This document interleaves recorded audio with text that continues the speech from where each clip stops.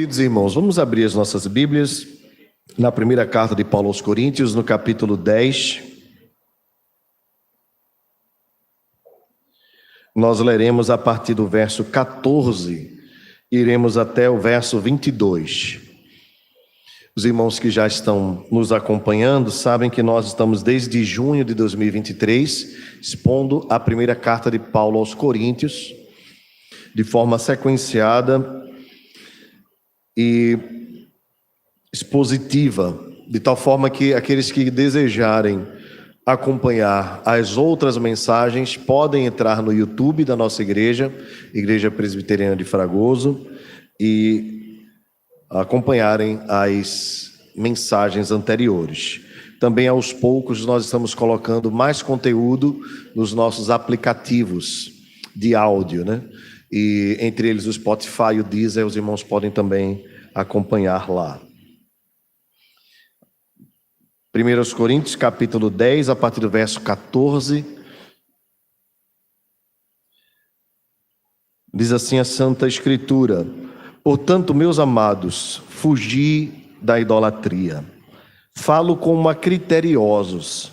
Julgai vós mesmos o que digo. Porventura o cálice da bênção que abençoamos não é a comunhão do sangue de Cristo? O pão que partimos não é a comunhão do corpo de Cristo? Porque nós, embora muitos, somos unicamente um pão, um só corpo. Porque todos participamos do único pão. Considerai o Israel segundo a carne. Não é certo que aqueles que se alimentam dos sacrifícios são participantes do altar? Que digo, pois, que o sacrificado ao ídolo é alguma coisa? Ou que o próprio ídolo tem algum valor? Antes digo que as coisas que eles sacrificam é a demônios que as sacrificam, e não a Deus. E eu não quero que vos torneis associados aos demônios. Não podeis beber o cálice do Senhor e o cálice dos demônios. Não podeis ser participantes da mesa do Senhor e da mesa dos demônios. Ou provocaremos zelos no Senhor? Somos acaso mais fortes do que Ele? Baixa sua fronte, meu querido irmão, minha querida irmã, mais uma vez. E vamos nos dirigir ao nosso Deus em oração. Peça ao Senhor que fale ao seu coração e que nesse instante Ele venha nutrir as nossas vidas através da sua santa palavra. Nosso Deus e Pai, nós te agradecemos porque o Senhor tem cuidado de nós. Te louvamos porque, a despeito das nossas fraquezas, o Senhor decidiu falar conosco, o Senhor decidiu se revelar a nós através da tua Escritura. Te pedimos, Senhor, que nesse instante a nossa voz se cale, para que a tua voz seja ouvida, para que haja consolação, para que haja fortalecimento nas nossas almas, para que saiamos daqui te amando mais, em nome de Jesus. Amém. Meus irmãos, o ano era 1987, quando o Brasil ficou assustado com uma situação de radioatividade que aconteceu na cidade de Goiânia, em Goiás. A história conta que 2 catadores de materiais recicláveis retiraram um material, um aparelho de uma clínica, possivelmente uma clínica que usava radiação, e pegaram parte daquele objeto e venderam a um ferro velho. O material tinha muito ferro, porém dentro tinha uma substância radioativa chamada Césio-137 ou 137. E dentro daquele cabeçote de chumbo, havia uma cápsula com 19 gramas de um pó que durante o dia ficava branco, mas durante a noite emitia uma luz que chamava a atenção, e as pessoas ficavam maravilhadas com aquilo ali. Era um povo muito simples. Ano de 1987, as pessoas não tinham tantas informações. Hoje em dia tudo a gente encontra, acha curioso, a gente vai no Google, né? E agora você pode até no Google colocar a imagem, né? Tirar uma foto e direciona para dizer o que é. Naquele tempo não tinha isso. E as pessoas simples levaram para casa, e aconteceu então um problema radioativo, um acidente radioativo que chegou a matar 4 pessoas. Algumas histórias contam até que tiraram parte daquele material e alguns até comeram, e até uma criança chegou a morrer. Parece que colocou no ovo, como se fosse uma espécie de sal, coisa desse tipo, pelo fato de durante o dia ficar esbranquiçado. Esse foi um evento que chamou muita atenção do país. A primeira das 4 vítimas foi uma criança que tinha apenas 6 anos, e isso trouxe ainda maior comoção. Ela, chamando uma das parentes que estava em casa, disse: titia, vem ver a pedrinha brilhante que o papai trouxe. E nem imaginava, pobre criança, né, que aquilo ali era veneno para o seu corpo. Segundo alguns estudiosos, cerca de 1000 pessoas que estavam naquela região, de alguma forma tiveram contaminação radioativa, e que trouxe problemas para o seu corpo, e aquela contaminação ficou marcada talvez como o maior acidente radioativo da história do mundo. Hoje em dia, segundo os especialistas, não há mais risco naquela região. Eles fazem uma medição, né, da radiação de cada área, e segundo especialistas não há mais risco para quem mora naquela área. Meus irmãos, a contaminação, ela se deu, neste caso, de uma forma inocente, e por conta da falta de preparo, de conhecimento que aquelas pessoas tinham em lidar com aquele material. É claro que também teve falhas da clínica, né? Hoje em dia, né, no nosso país, graças a Deus, já não se pode fazer descarte de qualquer forma, né, desse tipo de material. Então a gente tem um sanitarismo um pouco mais exigente, que tem evitado que eventos como esses aconteçam. Eu chamei a atenção dos irmãos para esse fato porque o texto que nós acabamos de ler fala de uma espécie de contaminação que nós devemos evitar, um cuidado que nós precisamos ter para que as nossas vidas e as vidas de outras pessoas não sejam afetadas por uma substância espiritual, por assim dizer, extremamente perigosa, que é o pecado. O pecado é contagioso e pode promover muitas mortes, e se nós não atentarmos para a nossa própria vida, para um cuidado espiritual com a nossa prática do cotidiano, nós podemos não apenas nos prejudicar, mas nós podemos também prejudicar outras pessoas do corpo de Cristo, e até mesmo provocar contaminação dentro da igreja do Senhor. Os irmãos que têm acompanhado sabem que este texto que nós acabamos de ler ainda faz parte do capítulo 8, quando o apóstolo Paulo chama a atenção para um tema chamado liberdade cristã. E a liberdade cristã a que Paulo se refere é possivelmente porque alguns irmãos de Corinto levantaram para o apóstolo Paulo uma questão quanto à pureza espiritual. Nesta pergunta, talvez, veio a dúvida: nós podemos comer carne que foi sacrificada a ídolos? Possivelmente boa parte da carne que tinha no açougue em Corinto teve origem dos cultos pagãos, que eram muitos ali naquela região. E o apóstolo Paulo diz para aqueles irmãos que a carne por si só não tem mal nenhum, que foi Deus quem fez, e que na verdade, embora eles sacrifiquem a ídolos, esses ídolos nem existem de verdade, eles não são nada. Nosso Deus é quem criou todas as coisas. Portanto, não há problema nenhum quanto à carne em si. Ela não vai provocar nenhum mal àquele que comer dela. Porém, Paulo chama a atenção para um ponto interessante e que nós devemos considerar. A nossa liberdade, ela não é ilimitada, principalmente quando no uso dessa liberdade nós venhamos a ferir a consciência de um irmão que é mais fraco. Então Paulo disse: quando você for comer, você se assentar naquele lugar onde acontecem os cultos oferecidos aos ídolos, e alguém passa ali, vê você comendo, aí essa pessoa mais fraca pode vir a tropeçar. E aí, por conta desta pessoa, você se abstém de comer aquela carne, para que ela não venha cair.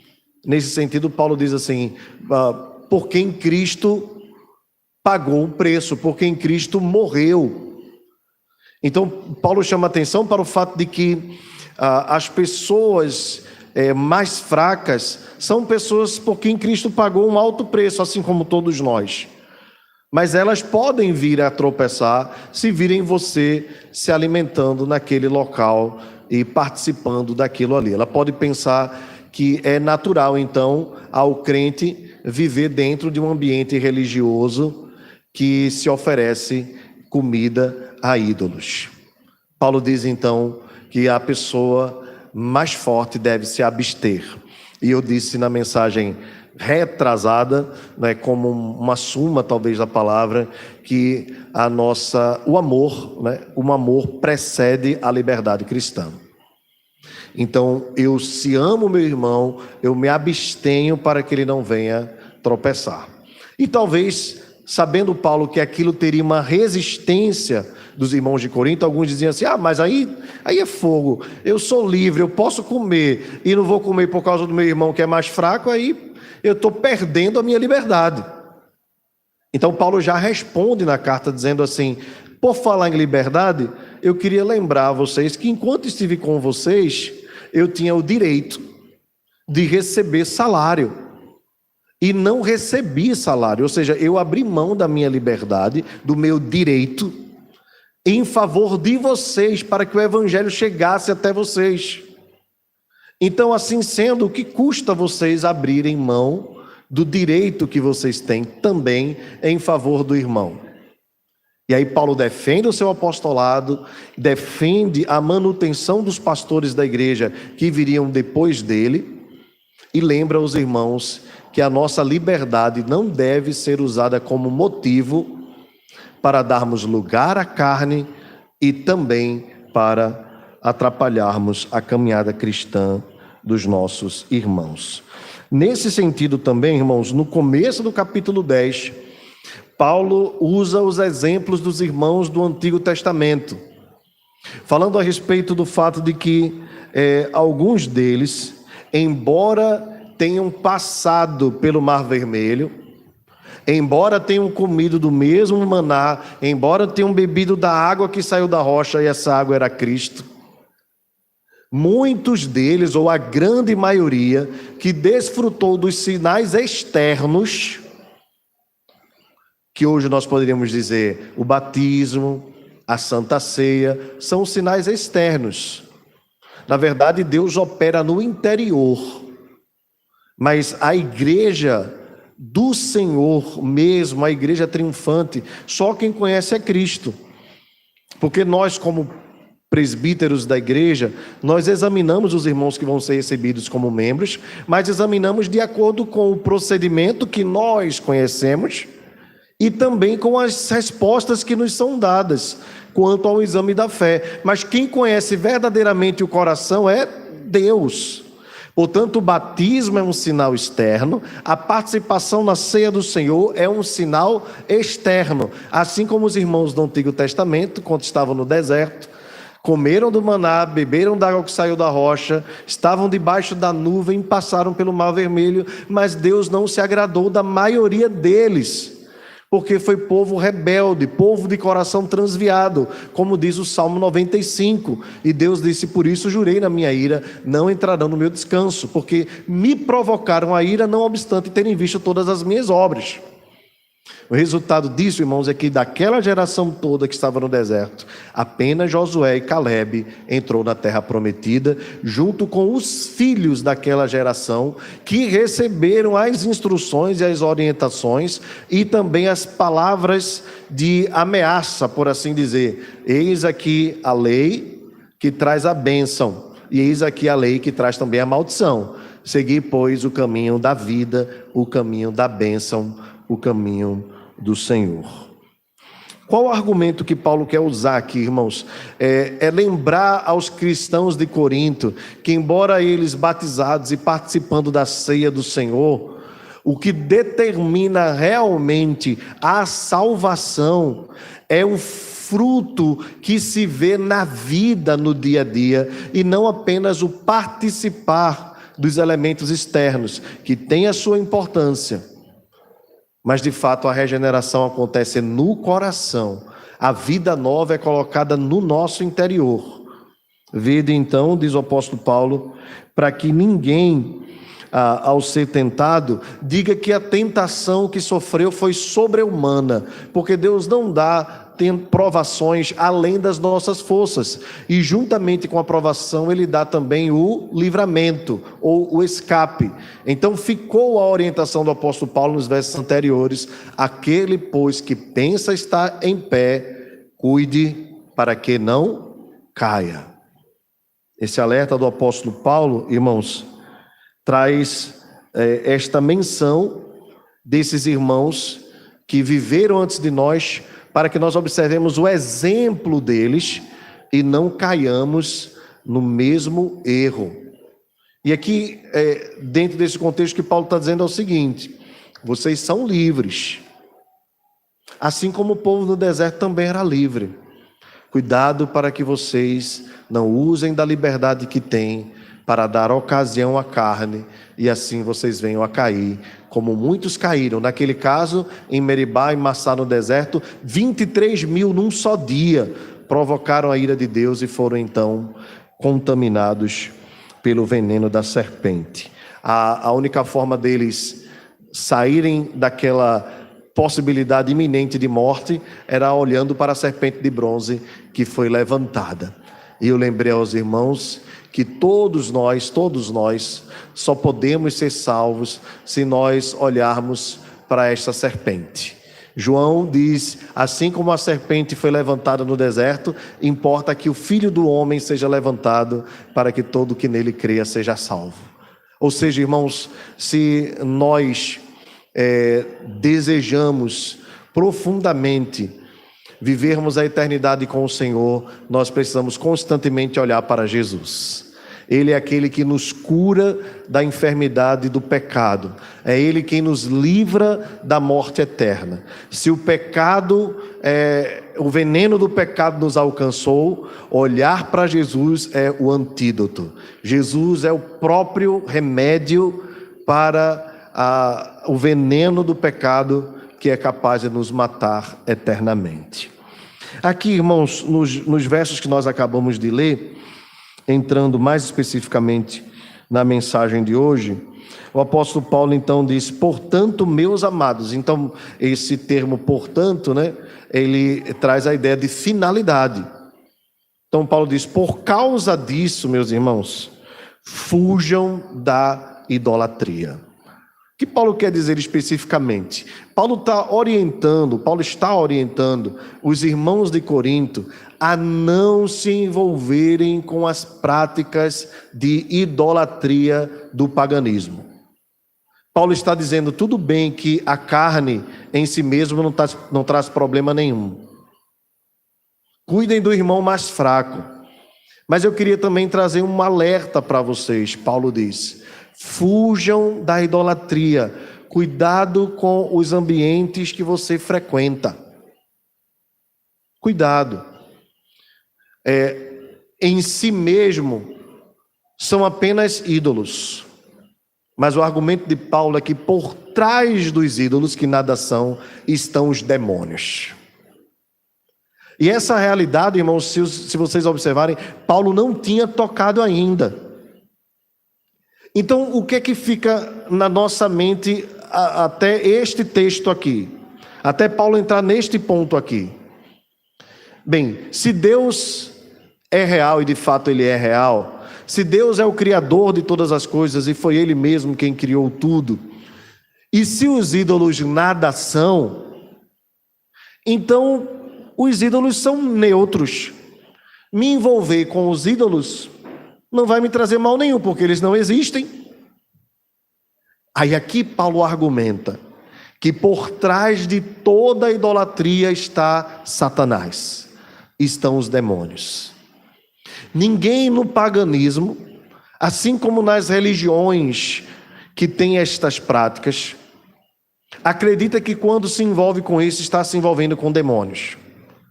Você vai perguntar para essas pessoas e elas vão dizer assim: não, eu estou buscando a Deus do meu jeito. Vocês buscam a Deus do jeito de vocês e nós buscamos a Deus do nosso jeito. Nós usamos as imagens A ou B. Às vezes numa religião a mesma imagem é uma coisa, na outra religião a mesma imagem é outra coisa.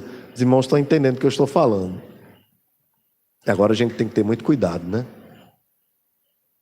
A patrulha está grande. Só que eles em si são a mesma coisa. Nada. Absolutamente nada. Obra da imaginação humana. Porém, por trás deles estão os demônios. Porque, irmãos, qual é o maior desejo de Satanás? É enredar as pessoas, tirando-as da adoração a Deus. Veja, o nosso catecismo diz que o fim principal do homem é glorificar a Deus e gozá-lo para sempre. Qual seria então o fim principal de Satanás? Nos impedir de glorificar a Deus e nos impedir de gozarmos de Deus para sempre.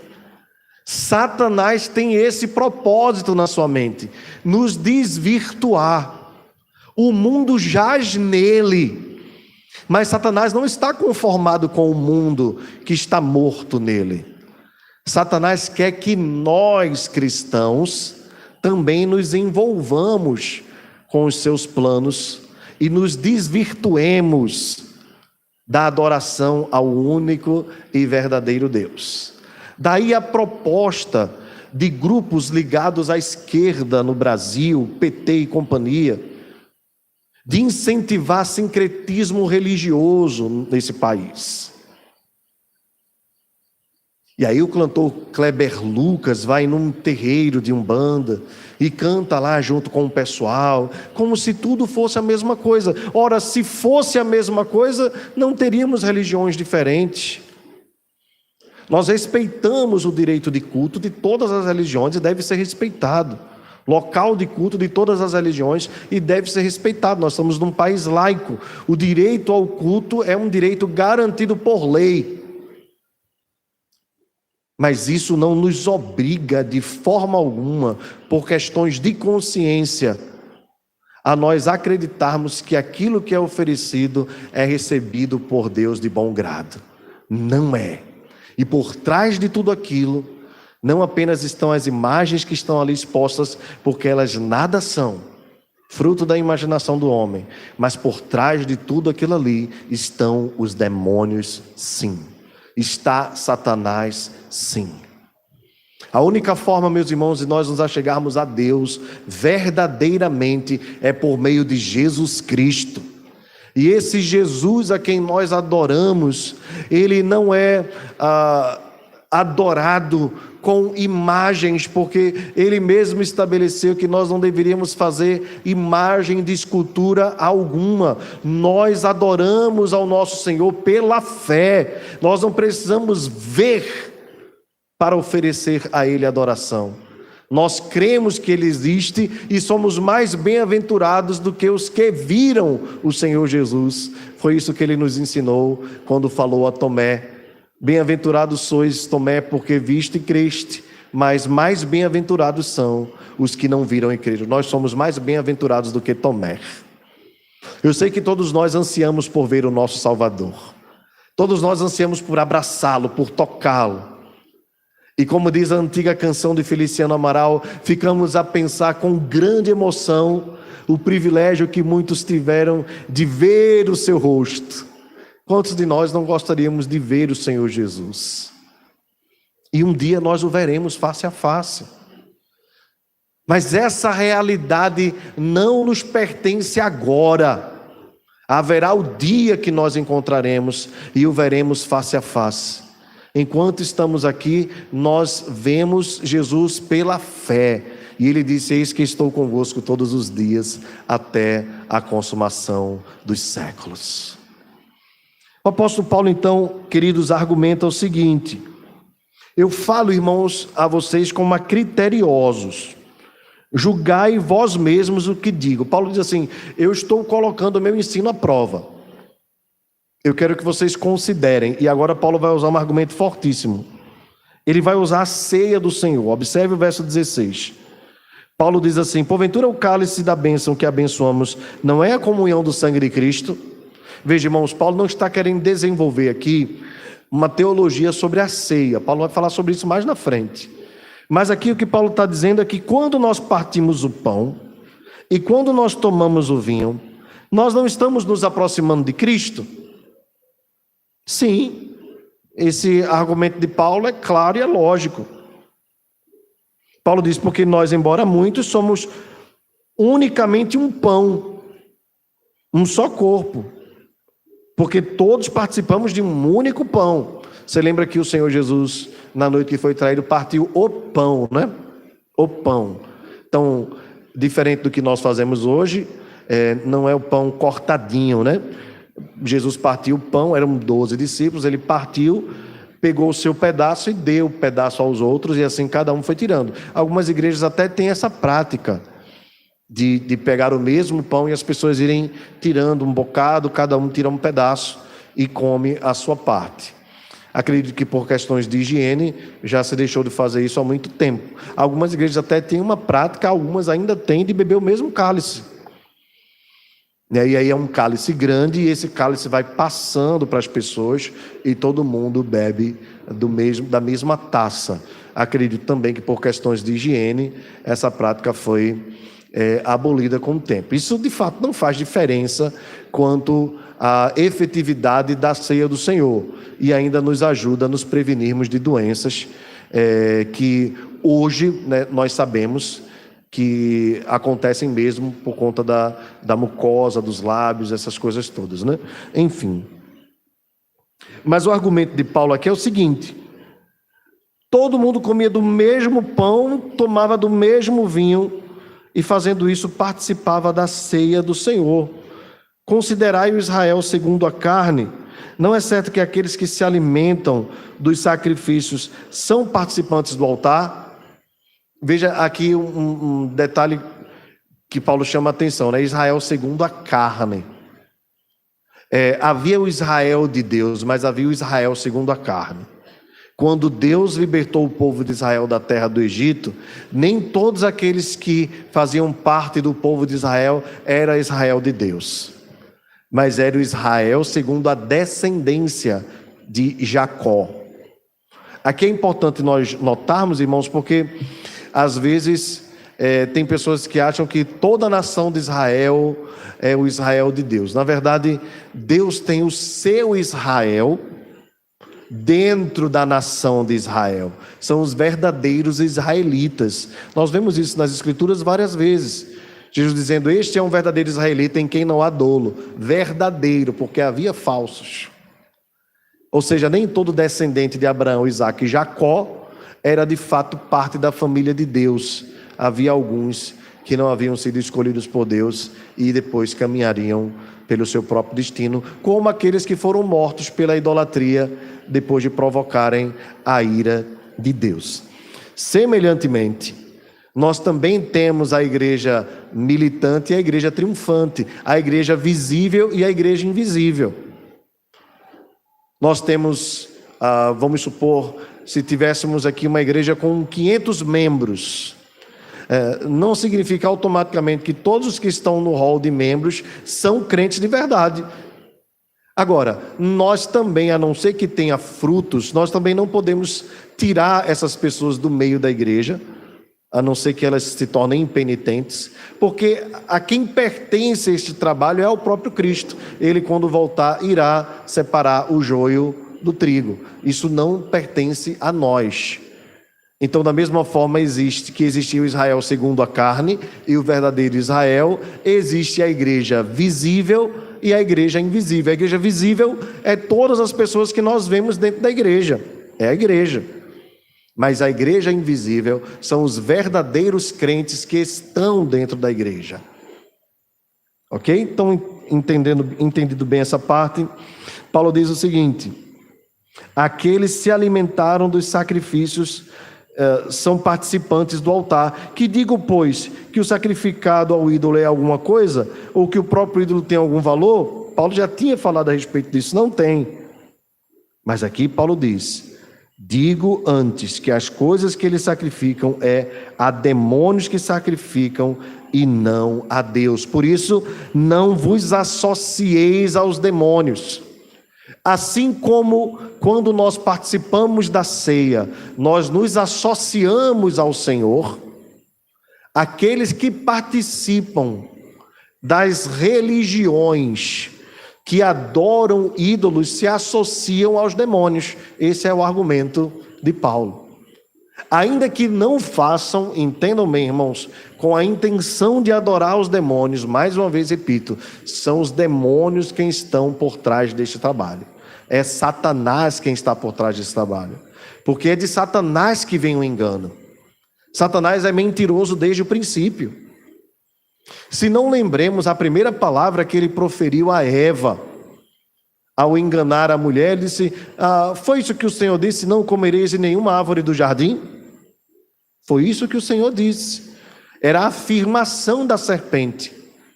Satanás é mentiroso desde o princípio. E Satanás sempre quis instituir outras formas dos homens quererem se aproximar de Deus, sem ser a forma que Deus mesmo estabelece. Porque assim sendo, ele coloca o engano das religiões e afasta as pessoas do único e verdadeiro caminho, verdade e vida, que é o nosso Senhor e Salvador Jesus Cristo. Assim Satanás age de forma sorrateira, de forma sutil. E aí você aborda essas pessoas e elas vão dizer assim: é claro que eu não adoro a demônios, a não ser igrejas que são taxativamente satanistas, né? E aí é mais uma questão de infantilidade idólatra, incrédula, qualquer outra coisa, ou até provocativa, do que qualquer outra coisa, né? Porque essas pessoas, diante de Satanás, não resistiriam nada, né? Ainda que queiram se aproximar dele.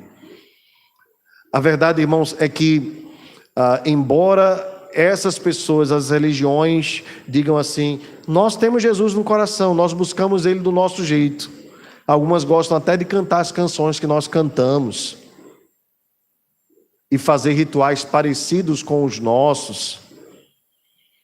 Embora tensionem algumas dessas pessoas com sinceridade, irmãos, porque alguém é capaz de estar no erro sinceramente. Não sabem elas que não estão apenas adorando ídolos que nada são, mas estão adorando e sacrificando aos próprios demônios. Paulo diz então para os irmãos de Coríntios: não se assente nesses lugares. Mas eu vou só comer a carne. Não se envolva nesses lugares. Eu vou só participar porque fulano está lá. Não se associe com esse tipo de coisa. Você estará se associando a demônios, se assim o fizer. E aí Paulo diz assim: é possível alguém beber do cálice do Senhor e do cálice dos demônios ao mesmo tempo? Não podes Não podeis, perdão, ser participantes da mesa do Senhor, que é a mesa da comunhão, e da mesa dos demônios, que é a associação com eles, com o Satanás. Paulo então encerra dizendo: ou provocaremos zelos no Senhor? Somos acaso mais fortes do que ele? Veja, irmãos, aqui o termo zelo, às vezes traduzido como ciúme, é a ideia de que Deus salvou para si um povo, e que esse povo foi salvo para ser a sua propriedade exclusiva, povo sacerdócio real, povo que foi separado pelo Senhor, tirado das trevas, trazido para a luz, para lhe prestar culto. E nós não podemos prestar culto a Deus e ao mesmo tempo prestar culto a Satanás. Se nós fizermos isso, nós estaremos provocando a ira de Deus contra nós, e Deus, sendo zeloso pela sua glória, trará castigo e morte sobre os que tais coisas praticam, assim como ele fez com Israel na antiga aliança. Não foi isso que Deus fez com Israel? Moisés subiu para falar com Deus e o povo fez um bezerro de ouro. Passou um tempo na idolatria, nas orgias, na bebedice, como diz o texto, o povo assentou-se para comer e beber e levantou-se para divertir-se. Aqui a ideia de escárnio. O que é que Deus fez? Matou num só dia 23 mil. Paulo então diz para os irmãos de Corinto: atentem para os lugares que vocês frequentam. Cuidado em ambientes que você acha que não contamina, mas que trazem contaminação. E assim Paulo encerra dando este alerta e iniciando a nova sessão, dizendo: todas as coisas são lícitas, mas nem todas convêm. Todas as coisas são lícitas, mas nem todas edificam. Meus amados, eu queria trazer algumas aplicações práticas e bem objetivas sobre este texto. Primeiro, louvar a Deus mais uma vez pela vida do apóstolo Paulo, pela sua paciência com a igreja de Corinto. Louvar a Deus pelo seu Espírito que preservou esse texto tão precioso, que nos traz um alerta tão poderoso quanto a nossa vida, os nossos passos, os ambientes que nós frequentamos. Louvado seja o Senhor por sua palavra. Lembrar aos irmãos que é impossível viver sem associação. Nós somos associados a alguma coisa. E nós, Igreja do Senhor, somos associados a Cristo.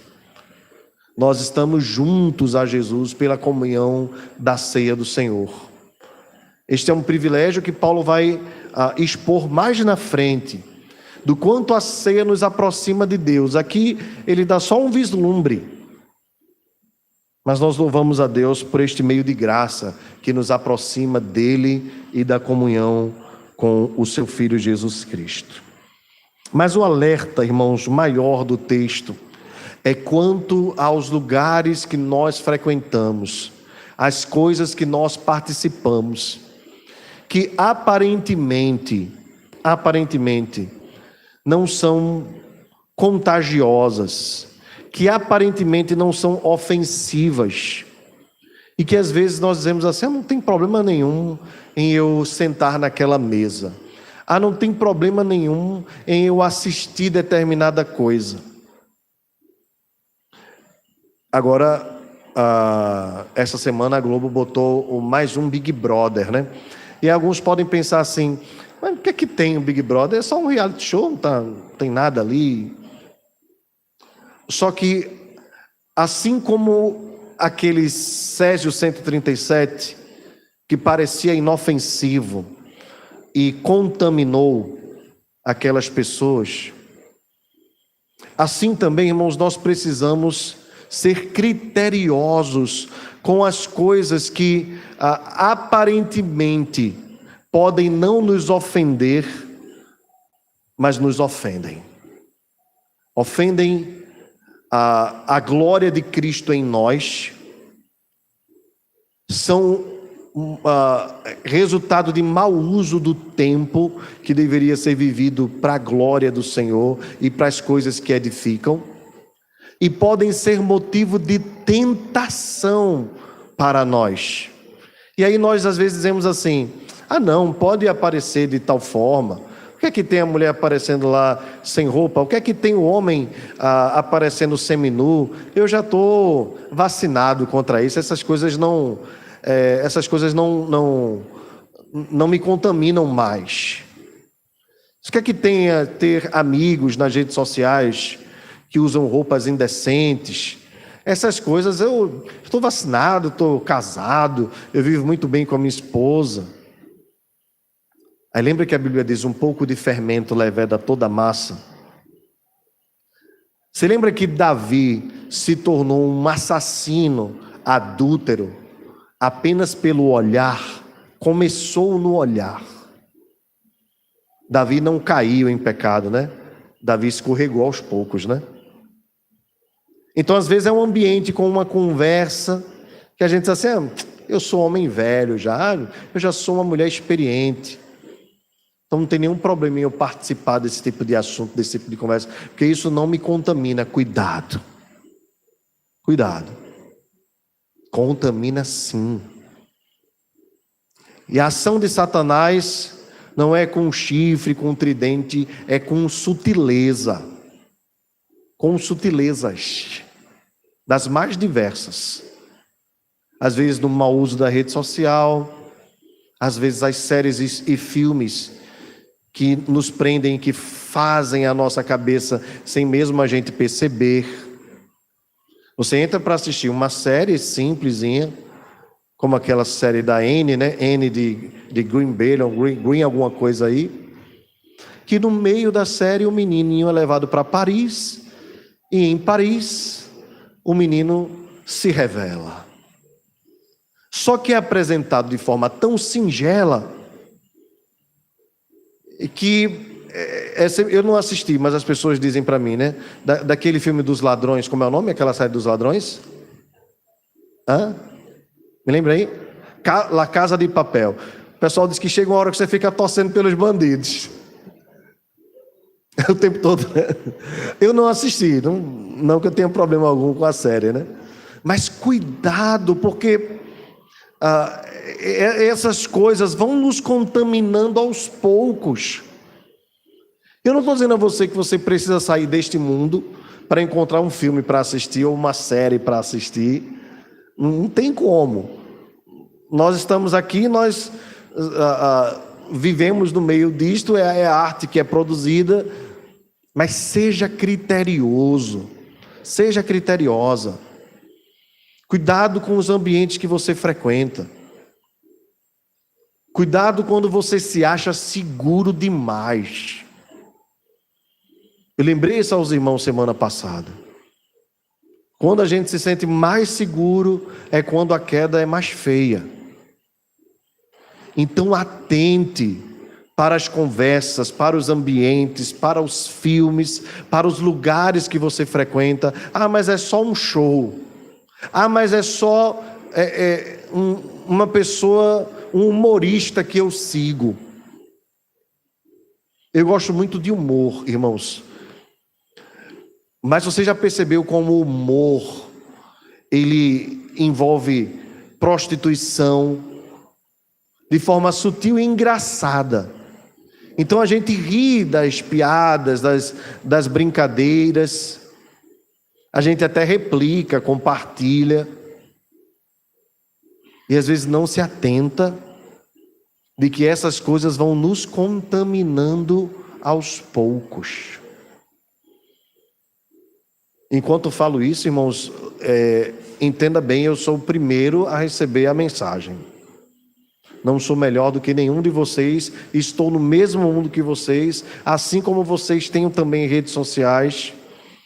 Tenho minhas preferências do que assistir, do que não assistir, do que ver, do que não ver. Estamos todos no mesmo barco.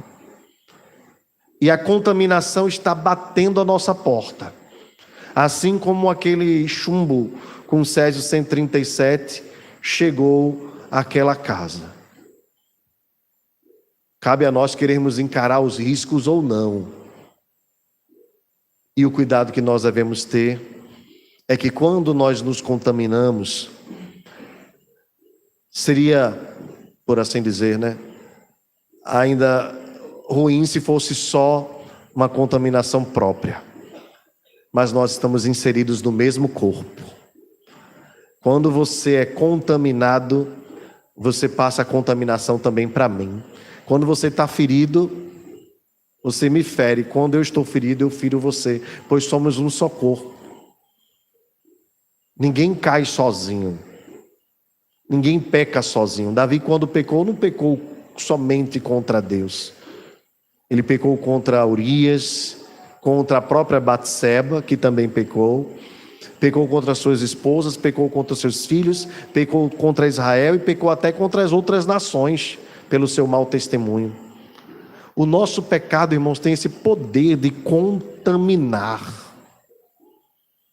É por isso que, para nós, prudência, cuidado com as conversas, com os ambientes, com aquilo que nós vemos, com aquilo que nós participamos. Todo cuidado é pouco. Por que tudo isso, irmãos? Porque o argumento de Paulo permanece. Fomos comprados por um preço. Jesus Cristo pagou o preço pelas nossas vidas.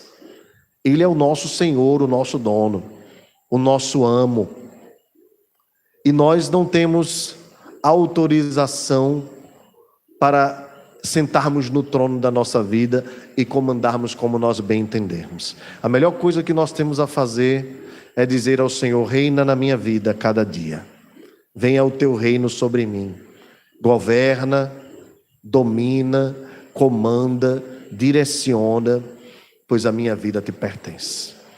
E quando por algum momento você se perceber pecando em alguma dessas coisas, urgentemente se arrependa, urgentemente volte ao Senhor, peça perdão pelos seus pecados e foque a vida em Jesus, pois certamente a melhor coisa que nós temos a fazer é estarmos associados, ligados a Ele, não ligados aos ídolos, não ligados aos demônios, mas ligados a Jesus. E assim como a ceia nos liga a Jesus, a leitura da palavra também nos liga, a oração também nos liga, os exercícios espirituais nos ligam a Jesus. Que nós investamos mais do nosso tempo nas coisas que edificam, nas coisas que nos fazem crescer como cristãos, porque o tempo é curto e nós precisamos remir o tempo. Há vidas lá fora precisando do nosso testemunho. Há pessoas lá fora carecendo das nossas orações. Nós temos uma responsabilidade conosco mesmo e temos uma responsabilidade com este mundo, com esta geração. Enquanto perdemos o nosso tempo com séries, filmes, jogos, diversões, simplesmente conversas, ambientes que não edificam, há vidas lá fora que estão esperando ouvir da mensagem do Evangelho. Mas como ouvirão se não há quem pregue? Nós somos responsáveis por essa geração. Temos um testemunho a zelar. Temos uma mensagem a transmitir. Temos um tesouro nas nossas mãos. E às vezes nós estamos jogando no lixo, investindo tempo naquilo que é vão, fútil, sem nenhum valor. Medite sobre essas coisas. Coloque diante de Deus durante a sua semana. E peça ao Senhor: ajuda-me, Senhor, a viver uma vida para a tua glória, mais focada, pensando nas coisas que edificam. Essas coisas que edificam, irmãos, às vezes a princípio não nos trazem muito prazer, como muitas das coisas boas da vida e saudáveis, no começo não nos trazem prazer e nós não as fazemos com muita alegria. Mas à medida que nós vamos praticando esses hábitos, nós descobrimos um prazer inestimável, de tal forma que nós não queremos voltar atrás. Nós cantamos durante o culto: leva-me além, Senhor, a um nível mais profundo de intimidade contigo. É isso mesmo que você quer? Ou foi só uma canção que você estava entoando? Ou foram só palavras de lábios? Isso é fruto do coração? Você quer mais intimidade com o Senhor? Então busque. Ele não está longe para que não nos possa atender esse pedido. Ele está perto de nós, mas perto está o Senhor de todos os que o buscam, de todos os que o invocam. Ele não se distancia daquele que chama pelo seu nome.